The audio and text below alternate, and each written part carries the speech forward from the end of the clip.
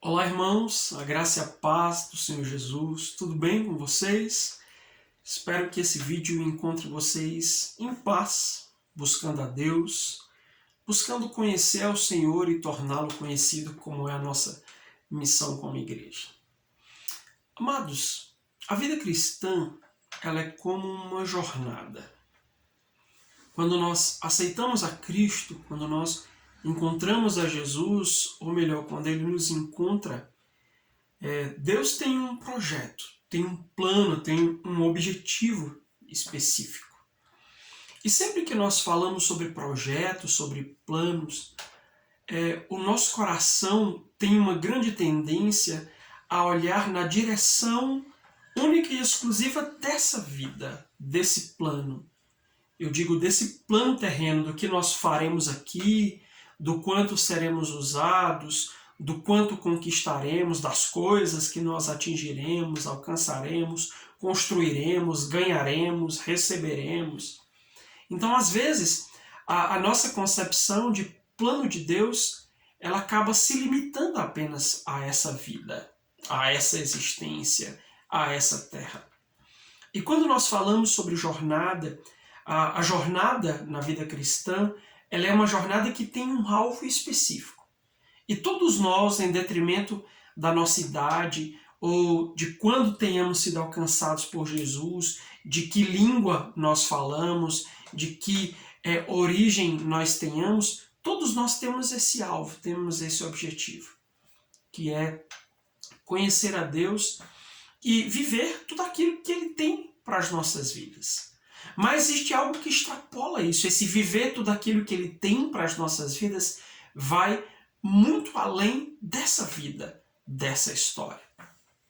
E é imbuídos desse entendimento que muitos homens de Deus suportaram lutas, suportaram perdas, suportaram situações tão difíceis ao longo da sua história, porque os olhos deles estavam postos em um outro prêmio, em um outro projeto, em uma outra direção que não se limitava apenas aos seus dias aqui.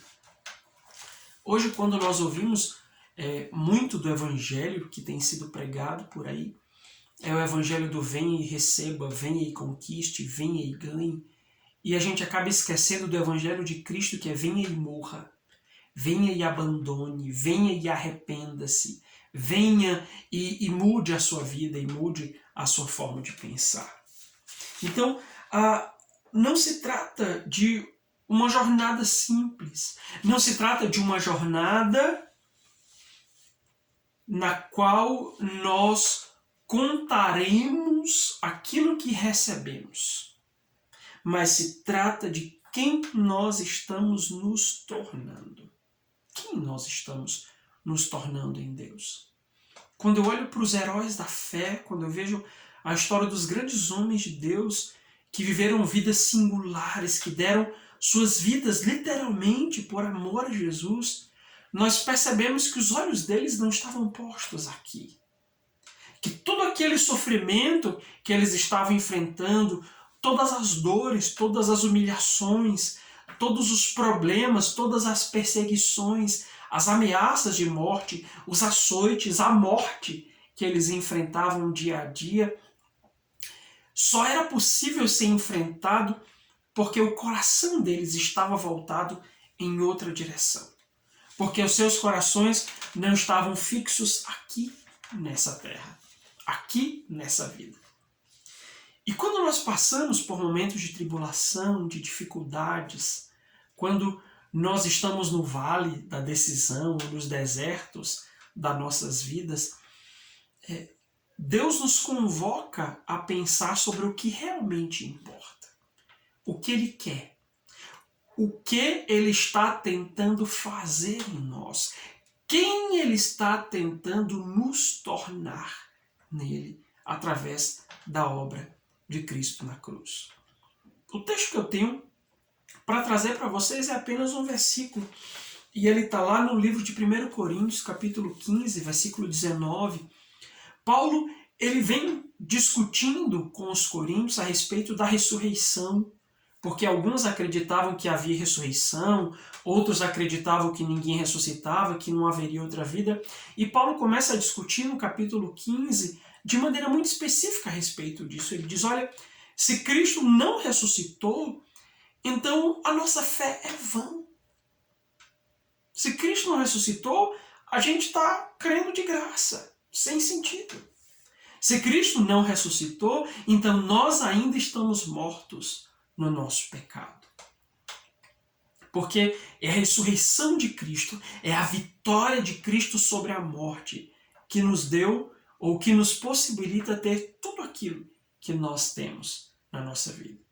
E aí Paulo, ele não termina com esse versículo está no meio do caminho, ele vai continuar falando sobre o processo de transformação, sobre a ressurreição.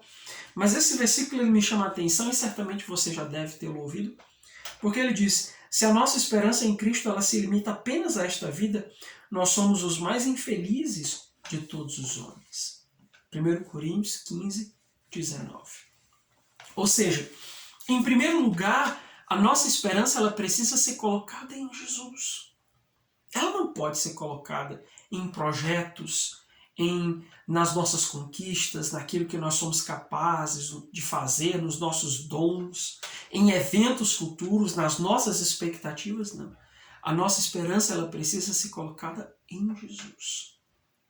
Jesus, ele é ou deve ser a personificação da nossa esperança.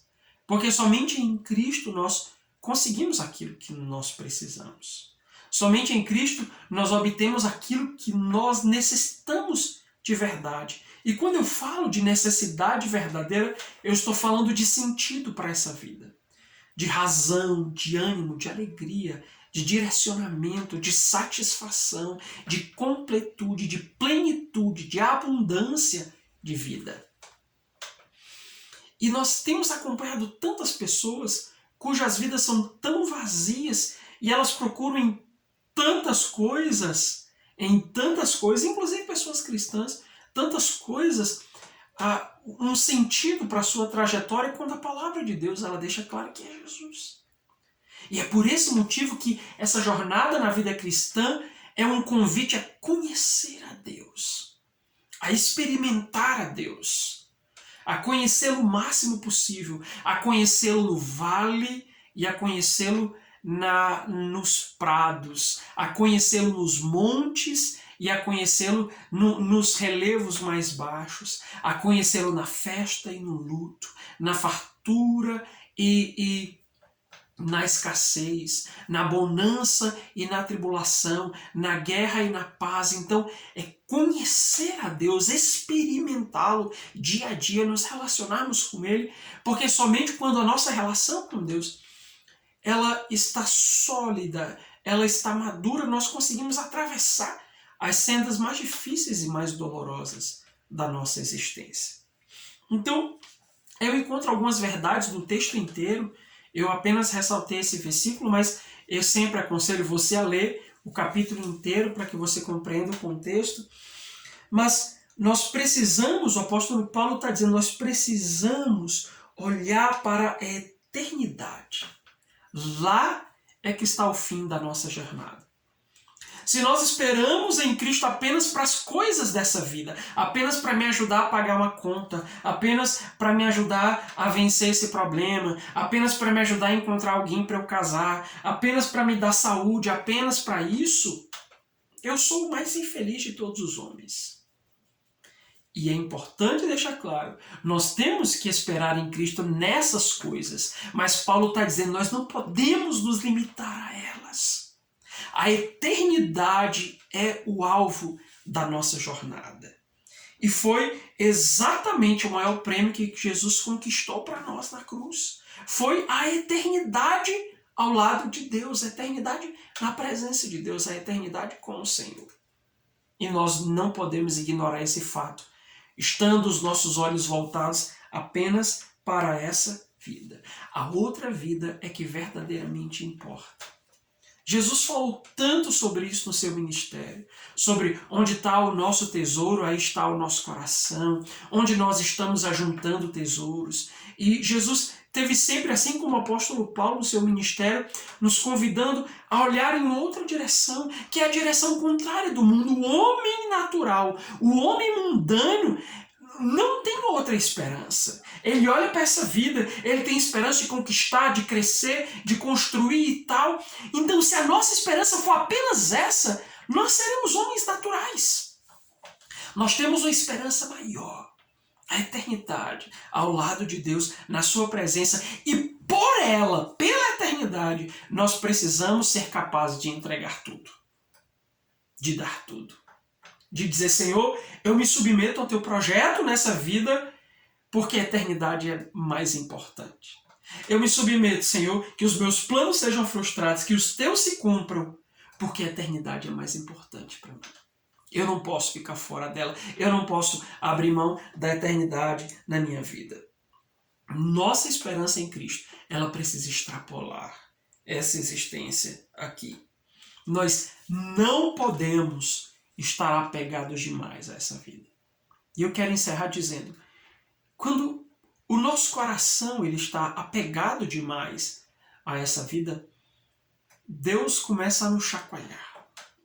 Deus começa a nos colocar em determinadas situações para nos levar a perceber que o que mais importa é a eternidade que passaremos ao lado dele.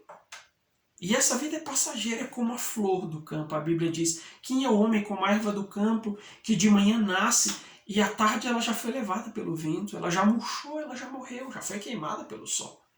Ou seja, essa vida é apenas um relance, essa vida é apenas um momento, e é por essa razão que nós não podemos nos apegar tanto a ela. Precisamos ser capazes de abrir mão de tudo aqui, para podermos ter tudo lá com Ele, na eternidade. Então que a sua esperança em Cristo extrapole essa vida, para que nós não sejamos encontrados como os mais infelizes de todos os homens, ou como semelhante aos homens que não conhecem a Jesus.